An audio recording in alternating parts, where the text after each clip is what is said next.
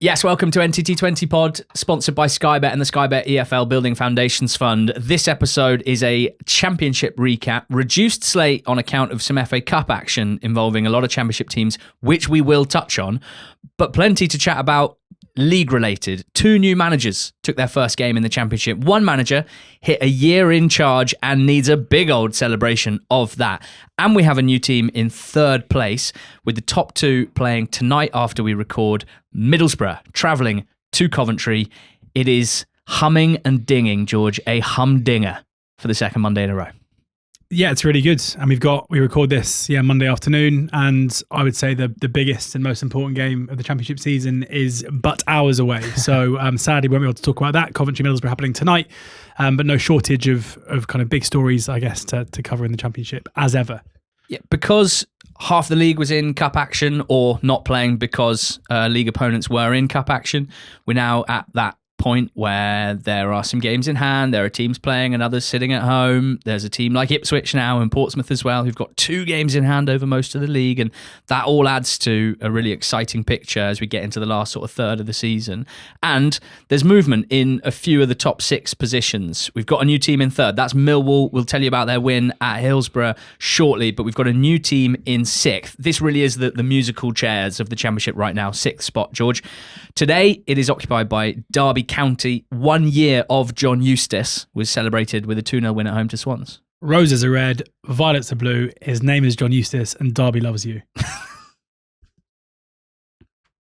Been thinking about that for days, haven't you? No, just now, literally just now. Yeah. Because he was a Valentine's Day gift to the Derby fans last year, and he's been there for a year. Yeah, and they should love him. They should all absolutely love him, because what a year it's been. Enough of that. So this is a 2-0 home win against Swansea, which the goals have come through set pieces, both of them from corners, both of them in the second half. The first, a Brewster header that is diverted back into him, and he prods it home. 20 minutes later, Patrick Agyemang gets first contact with the header. A really good header, I should say, sent into the far corner. There was a conversation on Football Clichés the other day as to whether or not a header can be a good finish, and I would use Agyemang to finish here to suggest that it probably can be.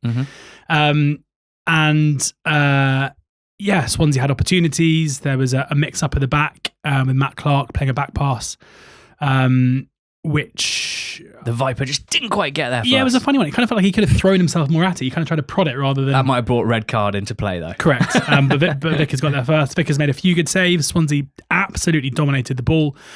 509 completed passes to Derby's 154, but didn't do loads with it. Stamenic had an effort that was saved. Nunes at 2-0 had one that was also saved. A lot of shots from range. Derby defended their box really well. And that is what they've done so impressively under Eustace. You know, this game kind of encapsulates what they're all about in terms of it being a game where they didn't need much of the ball, but they weren't really worried defensively with the opposition having it. They were so proficient from set pieces. They took both their opportunities in that respect. They saw out the game really well. And if you look at the league table, you look at the championship since Eustace took over, and it shows what an incredible job that he's done. Because remember, he took on a Derby side in imminent threat of relegation out of the championship, leaving a club in Blackburn who are much further up the table, causing a lot of confusion amongst neutral fans as to why he was doing this.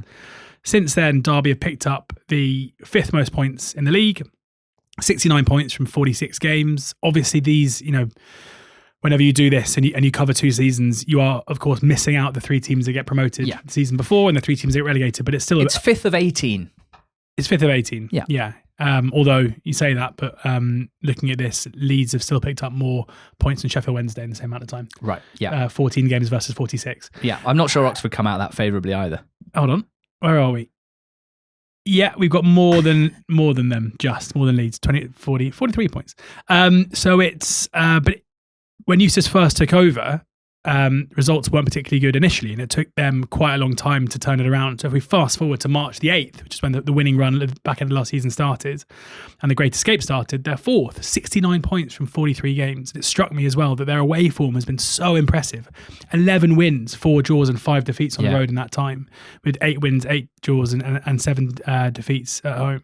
It's amazing what he's done, and I think it's quite rare when you get a guy who has done basically a really good job wherever he's been. And he obviously was sacked by Birmingham in one of the was aged as. I mean, it seemed strange at the time, but was aged as one of the worst managerial decisions that any football club has ever made in the history of football.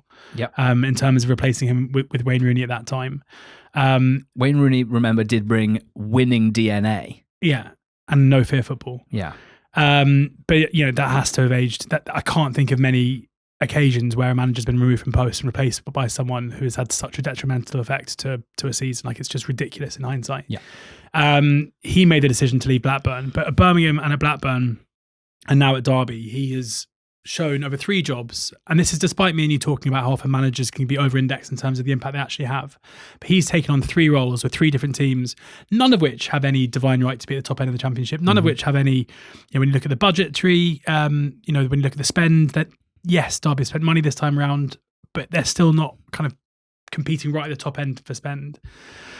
And he gets them knocking on the door very quickly to the Premier League. Like, it's incredible what he's doing. And again, he's a profile of manager because of the way that he sets his teams up and the means by which he gets teams winning games of football, where the translation from him to being a Premier League manager for a team that are trying to survive, I think is just so clearly obvious. And I'd be amazed if he can't take Derby up, if someone doesn't see that in the upcoming months and years. So, do you not think he may suffer from essentially like a PR issue of being one of those managers that, even though everything you've said is correct, and even though he might objectively have done a very, very good job everywhere he's been, that because of the style of football, maybe because of the sorts of players that seem to do well under Eustace, big meaty CBs in particular, hardworking central midfielders, essentially non-technical types in the main, and that's not to say he hasn't platformed some good technical players as well, but I'm just saying how he might be perceived from the snobs at the top table in the Premier League. Maybe, because that is something that has impacted managers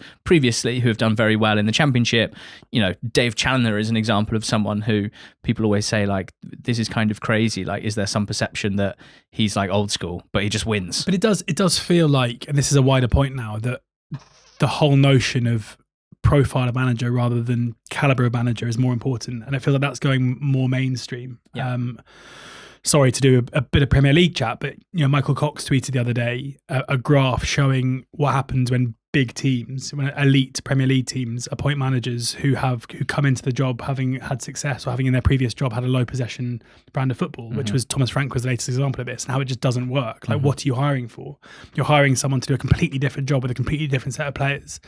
So it's not transferable. I think the failure of Russell Martin at Southampton was so high profile. The failure again of Scott Parker this time around with Burnley.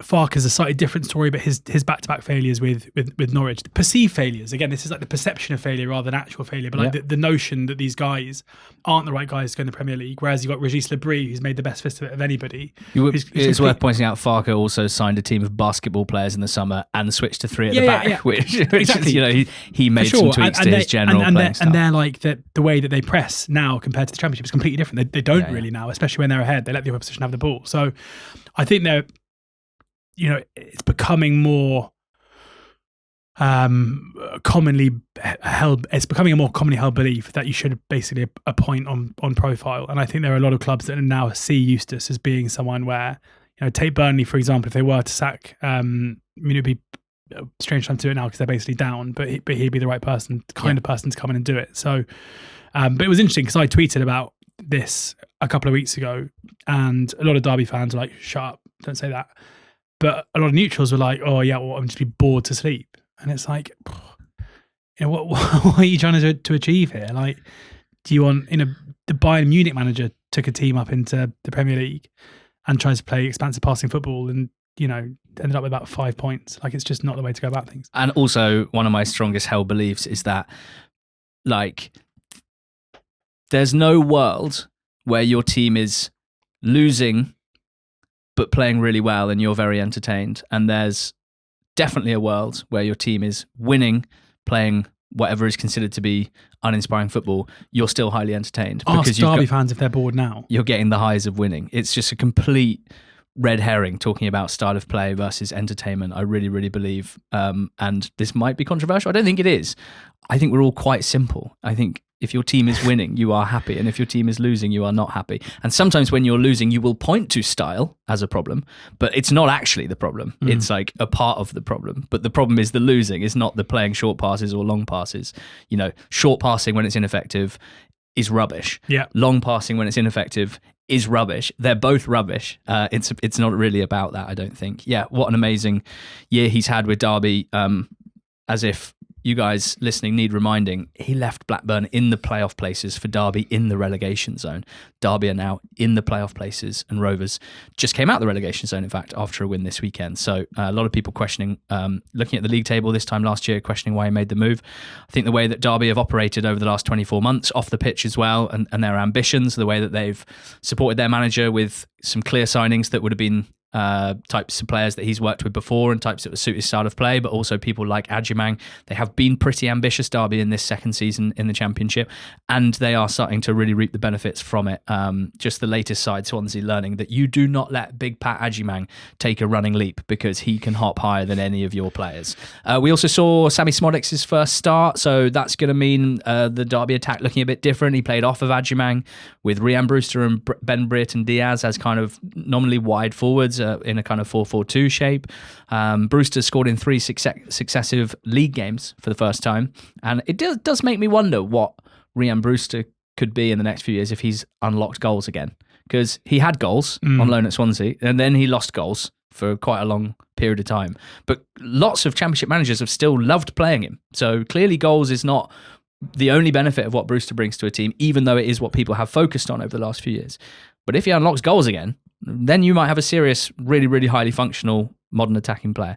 And I think that would be more credit to Eustace for getting that out of him. For Swansea, interesting this, because before the weekend, I tweeted that as impressed as I was with Matos so far, and did a whole video talking about the many ways he's improved the team, both defensively and going forward, and in terms of style and vibe, all really good stuff.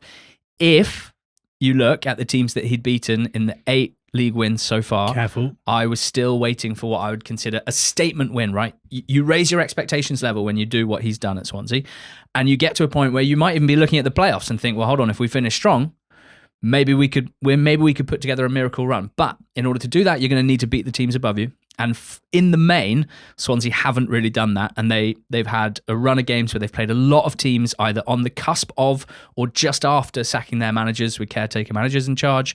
They had a good performance against Wrexham and a win, but that was a massive goalkeeper howler that kind of allowed them to win that game. Otherwise, they might have drawn it. The first goal was heavily deflected as well.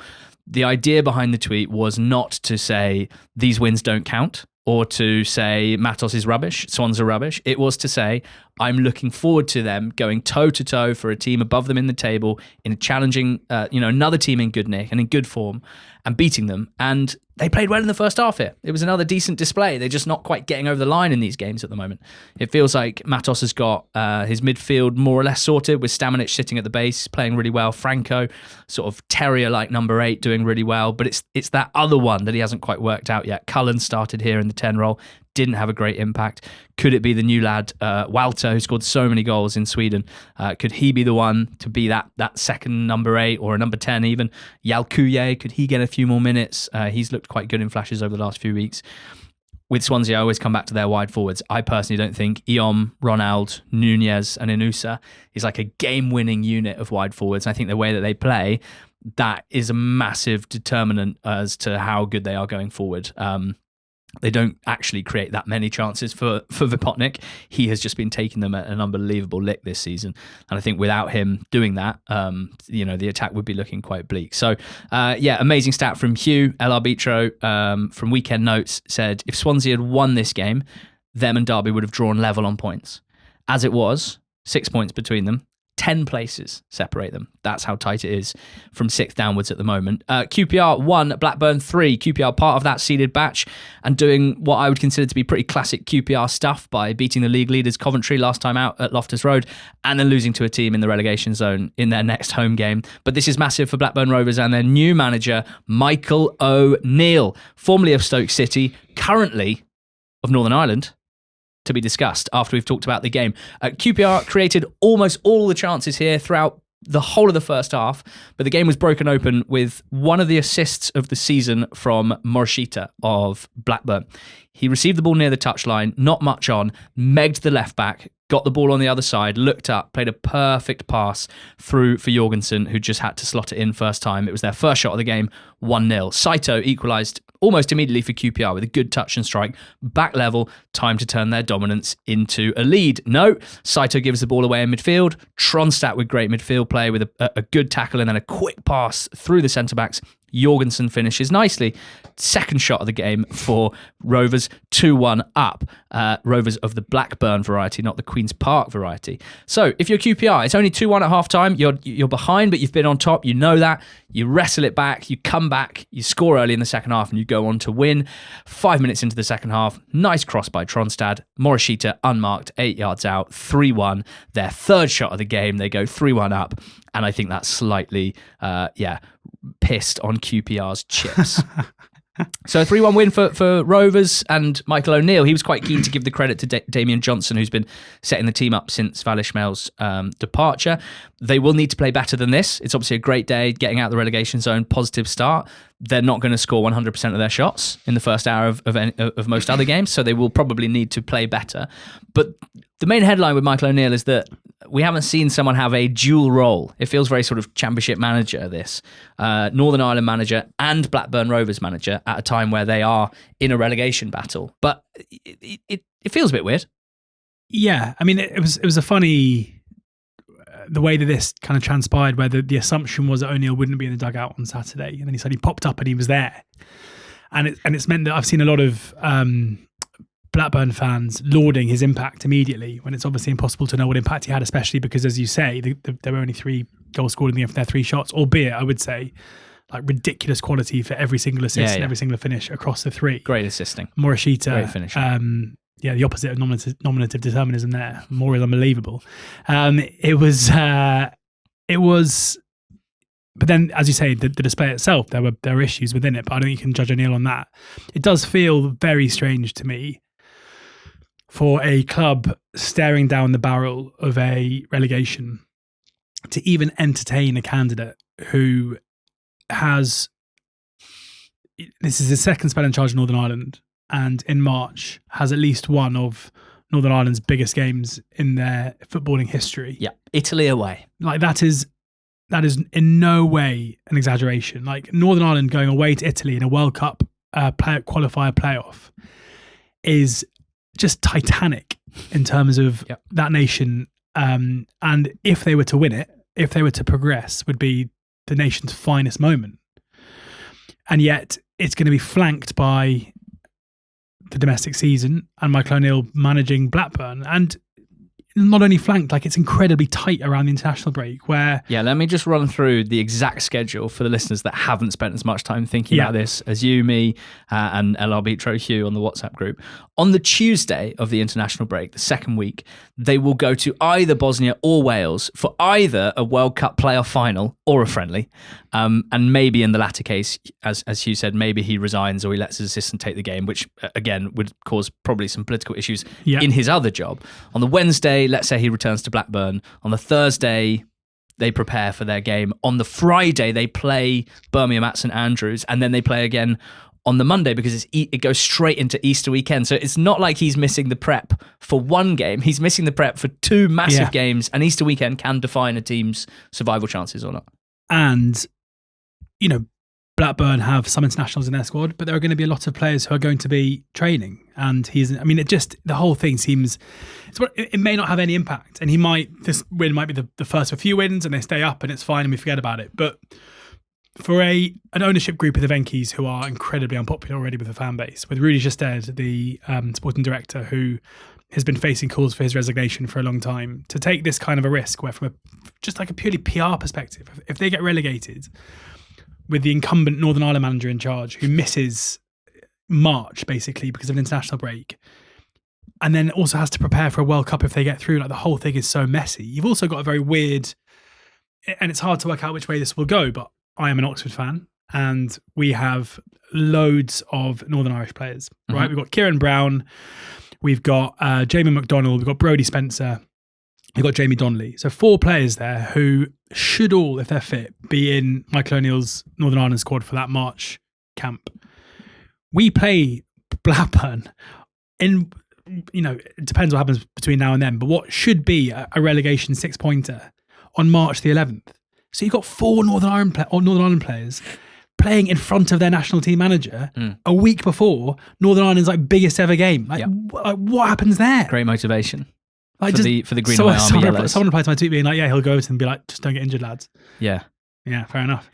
Just the whole thing is a bit of a head scramble. Part of me wants to just be a bit boring and a bit devil's advocate and say that in that exact instance, as you've laid it out, that's all true. I find it quite difficult to imagine that it will actually have any tangible impact on anything Probably that me would happen too. in that game. Well, the other thing is, O'Neill doesn't strike me as a huge training ground manager anyway. All managers in the Championship have quite extensive support staff, most of whom will be putting out the cones, running the sessions. Some of them won't even really do some of the pre-match analysis, set-piece stuff, presentations. This is kind of just an optics thing. And Definitely. It might not be, in reality, that damaging to the team. Definitely. But optics are a thing. What happens if they get 1 point over Easter and they're in the relegation zone after the manager's been away for 2 weeks? That, whether or not it's had any material impact or not, that is just going to basically, put a bit of fire under the whole thing. But if you think he's the best manager available and the other candidates you really truly believe on a very basic level, you think will get fewer points, let's say in the, how many games between now and Easter weekend? Probably 6, 7, 8. So it might be that they're like, look, we're just so sure that this is the best guy to come in and improve the team's points return instantly. You might think again, on balance, even if we take a bit of a hit in those games, we still think this is worth it for what we'll get overall. But it's a hell of a storyline. It's a hell of a storyline. Okay, O'Neill will be heading to Bergamo with the Green and White Army in a month or so's time. Italy. What a nation. What a holiday destination, George. And this seems to happen weekly at the moment. It's got me really itching to get away. Lucky me and you've got a holiday coming up to Italy relatively soon. We just need to finalise it with our families. Who would have thought a working holiday? La familia. But we used Very to Italian. ban each other from taking holidays during the football season because it was too difficult to keep up to date with the leagues. But that's all changed with NordVPN. Oh, yes, big time. Watching sports while you're abroad is no longer an issue, and that is why when I went away around the turn of the year, we didn't miss a beat on the pod, did we? Muchas gracias, NordVPN. I didn't miss a single kick of football, the live stuff, the highlights, all of it. With NordVPN, you can switch your location from anywhere in the world in order to access the content that you enjoy at home. I also used it to book my flights to avoid price discrimination. It's easy to use. It's one of the fastest VPNs out there and good for cybersecurity as well, which is crucial these days. It's a great and important addition to modern life. And we've got an exclusive discount for NTT20 listeners and a discounted price and 4 extra months free by heading to nordvpn.com/NTT20. That's nordvpn.com/NTT20. Mamma mia. We have a new third place team. It's Millwall. They won at Sheffield Wednesday, but they had a little bit of a scare, George, against a team that were goalless since Boxing Day and hadn't picked up a point in 2026. Tell me about it. Goalless since Boxing Day, hadn't scored in 10. Elliot puts them up on the betting show to lose 2-0 and they score a goal. That's how it's going at the moment. They scored a goal. It was a better performance up until the goal as well. A lot of Sheffield Wednesday's recent performances, especially away from home to be fair, but have been so easy for the opposition where they pose very little threat and don't look great defensively. The defensive side of things was also the case here again, where Millwall had a few opportunities in the first half, one for Coburn in particular. Tristan Kramer came close.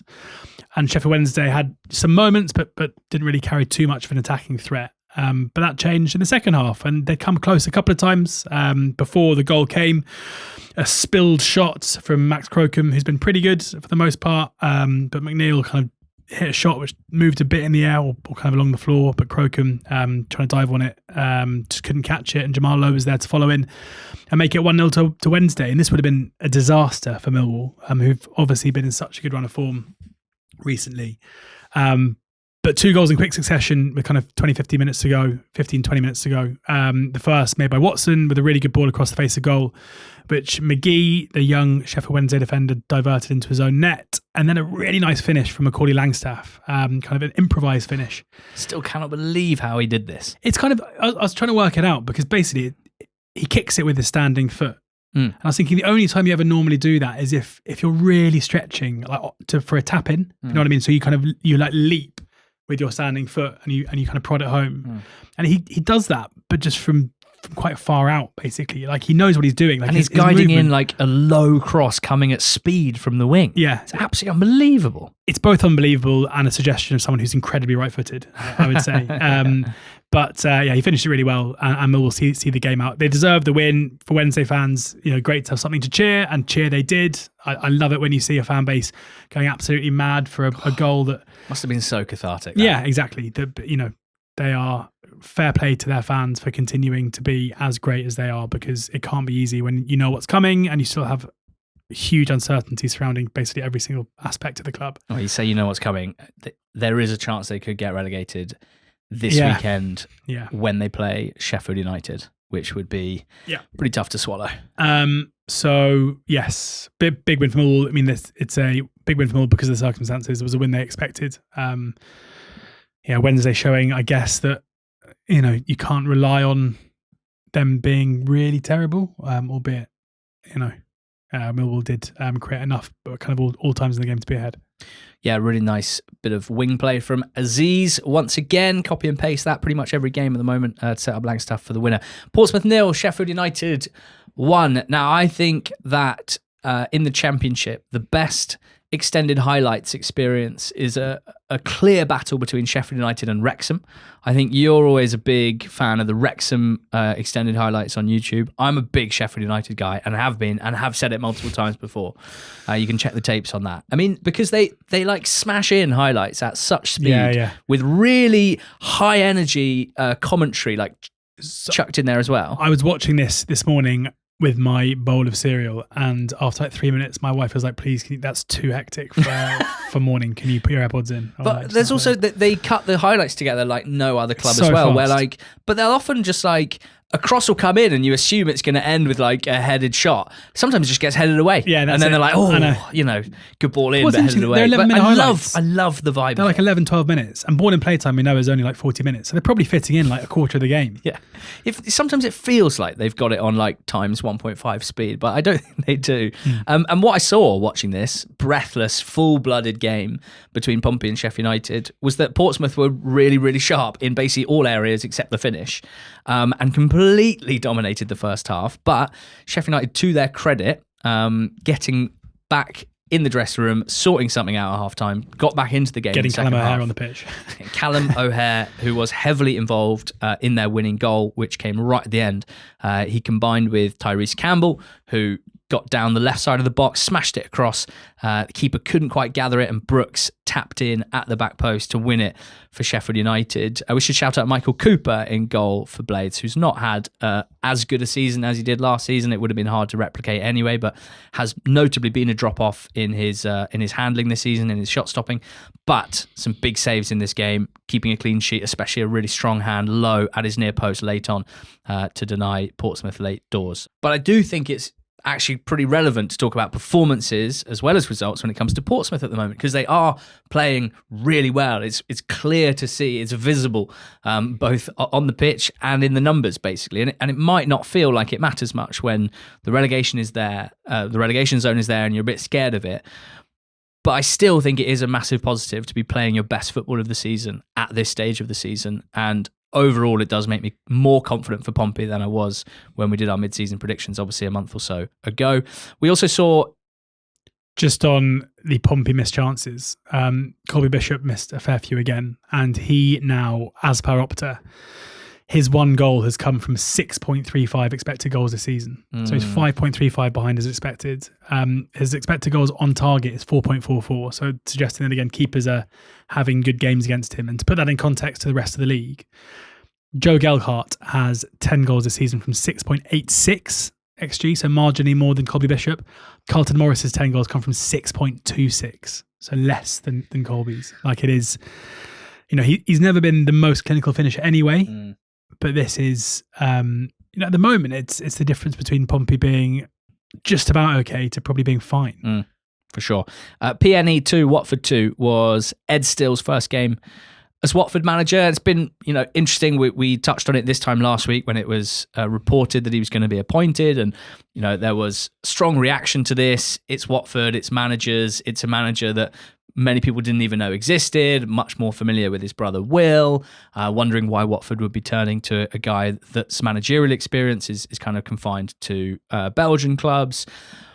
But I think he did a really good job in his first few days. He was pretty what's it called? Self-deprecating. Quite self-deprecating in his interviews in a way that I think was, it was both. He agreed with all the Watford fans being like, it's a terrible appointment. Well, he said, I don't blame Watford fans if they thought it was a joke when they saw my name and thought maybe it was my brother Will. And it made me warm to him as a bloke, which is a very good thing to achieve in your post-match interviews. He has been saying a few things I'm not sure as a manager you necessarily need to say. It's a bit like saying the quiet part out loud. You don't necessarily need to acknowledge it, but that's the route that he's gone down. Him after this game, he did an interview where he kept saying he was absolutely exhausted. And I thought to myself, it's a long season being a Championship manager, mate. This is your first game. I mean, again, I know exactly what he's saying. It's been a whirlwind week and travelled to Preston, and it was a busy game, a 2-2 draw. I'm not sure you necessarily need to say that stuff out loud, and most managers definitely don't because they think it, shows weakness or whatever. I do think it's worth pointing out that, unsurprisingly, this is quite a serious coach who has spent a lot of his life dedicating himself to being a football coach and a football manager, and he's able to explain his ideas pretty clearly. His interviews, of which there were many, he explained his approach pretty well, and he talked about wanting to be compact and wanting to attack quickly and make the most of the skillful attacking players that they have. This seems like the right approach with Watford at the moment. Play to the strengths of your squad when you've only got 15 games to go, rather than come in and try and implement your system and your philosophy and try and fit the pegs in the holes, if you like. And so we saw a Banquet and Mfuni at fullback. So this is quite reverse mullety. Those are both kind of centre-backs by trade playing at fullback. We saw Loser in midfield with Kayembe and with Mendy. And Loser was brilliant, as always. They went 1-0 down. A nice wide combination play from Devine and Whiteman, and across was finished by Dobbin. But Watford's start to the second half, once Still had a word with them, was very notable. They came flying out the traps. The equalising goal showed the benefit of the system, I think. Strong defence, won a duel. Loser turned a sort of a messy moment in midfield quite quickly into a really good attack on the break with some quality play. And then Marma showed the 1v1 quality to get the ball on the wing, isolated the fullback, cut inside and finished. Really nice goal. Quadro Bar set up the second, exploding down the right wing, cutting the ball across, and O'Fire turned into his own net. At that point, Watford are ahead. They are looking much the better side, but they didn't see it out. Lang and Osmajic came on, double sub for Dobbin and Jebison after 63, and a few minutes later they combined for an equaliser, finished off by Osmajic. After that, Watford went close 3 times, definitely the better side in the second half after an even first half. There's lots of positives there, but frustrating really if for both of those teams with playoff aspirations not to have won this game. They both had the lead at different points in the game. Lastly, Hecky did something to wind the Dobbin up. He subbed him off. Pulled him off. Clap, clap, clap. Yeah, he said clap, clap, clap, and Dobbin went, and he wasn't very happy, visibly angry. Did he point to the ceiling, point to the floor? Yeah. One for the young dads out there and mums listening. Great quote from Hecky after it, though. I didn't just say that just so I could say wind the Dobbin up. Great quote from Hecky, who said, "It's not Maradona I'm bringing off, is it? No one's any better than anyone else. There's an easy way to sort that. You just don't start them and then they don't moan when they come off, do they? No, he's fine. Listen, he's just frustrated because he was playing well. Of course he was." So there you go. Nice from Hecky, that, I thought. 2-2 draw there. Championship clubs. It's gone through so many things, that quote, where he's he's really chopped him down by the ankles there, but I just won't start him next time. Yeah. And then he's gone, yeah, he's all right though. Yeah, he's okay. Championship clubs in the FA Cup. There were plenty of them. 4 teams lost to Premier League opposition. Hull got beaten 4-0 by Chelsea in a pleasingly silly game of football on Friday night. Oxford lost 1-0 at home to Sunderland. Stoke lost 2-1 at home to Fulham. Birmingham and Leeds went to pens. Massive effort from Birmingham in a really entertaining and very physical encounter, lost on pens to Leeds. We've got 3 Championship teams that are through to the last 16, with 1 still to play. Bristol City's game at Vale was postponed. George, tell me about Norwich beating West Brom and Southampton beating Leicester in some all-Championship clashes. Yeah, I think that the Norwich-West Brom game is just, the only things to focus on were that Norwich were, again, superb. With McCarmer out, I think a few of us thought that might really impact the way that they were able to continue their good run, but no, Chris Garden came in here and was really lively for the hour or so that he was on. Toure came off the bench after his hat-trick in his first start against Oxford in midweek and scored again. Ben Slimani was taken out of the team and came on with half an hour or so to go and got Ben Slim, the assist king. Got 2 brilliant assists. The assist for Toure's goal in particular was like basically juggling with the ball and then nodding it across the goal for Toure to like freestyle street strike football home. Assist. Yeah, Chris Sene off the bench for Fisher scores from just inside the box across the keeper. A brilliant goal. Magoma makes, I think, his first start since joining from Brentford, and scored his first goal for the club. Like, it's just all going perfectly for Philippe Clement, and a lot of Norwich fans are just totally and utterly in love with their manager, which is unsurprising given how it wasn't that long ago that me and you were with Jack from Talk Norwich City in Norwich ahead of their game against Oxford, for which Clement was in charge. It was his first home game, and they were so despondent and so gutted with what was happening there. And just a couple of months later, and it's all changed. With Baggies, the thing to note was that Eric Ramsey, who is yet to win a game in charge of West Brom, very clearly treated this as the league is the priority here. We saw Bostock come in, an 18-year-old, play on the left-hand side of midfield. Whitwell, a 20-year-old in midfield. Mustafa, a striker, 19 years of age, lead the line. He's meant to be quite good, the lad Whitwell. I think he was on loan at Forest Green first half of the season, getting rave reviews. But even, just playing those players shows that Ramsey isn't that interested in getting a win on the board or anything like that. It's all about the league for him. Interestingly, Griffiths played the first half and played okay, but then was taken off at half-time for O'Leary, which was a bit of a strange half-time substitution. Hurt himself? Don't think so. Huh. Not that I can see or read, but I might be wrong. Not that easy to find out whether or not goalkeepers have hurt themselves in the first half of games. Yeah, anyway. So that was that. Leicester Saints was an interesting one where Leicester played a stronger team than Southampton, and it kind of showed on the balance of play with Leicester putting in a much better performance than we've seen from them recently, but Saints were still able to win it. The goal of the game came from Skip with a kind of a bicycle kick, overhead kick from close range, unmarked. Like, he pulled it off quite well, went in at the near post. But Southampton weren't great within the game. Yeah, Larin scored a penalty to make it 1-0, his second goal since joining in January. And then in extra time, suddenly James Bree pops up at the back post with a header to make it 2-1. So yeah, I guess for Andy King, whether he wants a Leicester job or not, I don't know, but this was probably a game that he can point to as saying we were much improved after a really good first half against Southampton before that horrendous 4-3 defeat. Leicester will be hoping that they will be hoping they play Southampton next season because it means they'll still be in the Championship, but they'll be sick of the sight of them after the week that they've had. If I was a Leicester fan, I'd just be thinking, where is our new manager? Like, are we going to realise that we are in the relegation zone here and we need to work out a way to get out of this? Yeah. Rowett, Dyche. Our owner did an interview on Sky Sports News a month ago saying we're trying to hire a new manager. Hassan Hüttl is the current favourite. I mean, that would be a great appointment. But yeah, I mean, what a mess. It's just, it feels like Leicester are the one club where we just have no idea really why, whether it's financial constraints or a lack of willingness or whatever it is that prevents them from making just normal decisions when it comes to recruitment, whether it's of players or of managers. We saw a bizarre summer last summer where they didn't really sign anyone apart from an unbelievable signing in Jordan James. I just don't really understand what's going on there. But if you're a fan in action in the face of a points deduction and a drop into the relegation zone, staring down a back-to-back relegation, losing a 3-0 lead at home to lose 4-3, you just want the people in charge to be doing everything they can to stop this from happening. And right now it feels like they're kind of doing nothing. Next 4 in the league are Stoke away, Middlesbrough away, Norwich at home, Ipswich away. So certainly Borough, Norwich, Ipswich, some of the form teams in the league at the moment. Trouble. Big trouble. Wrexham beat Ipswich on Friday night at the racecourse.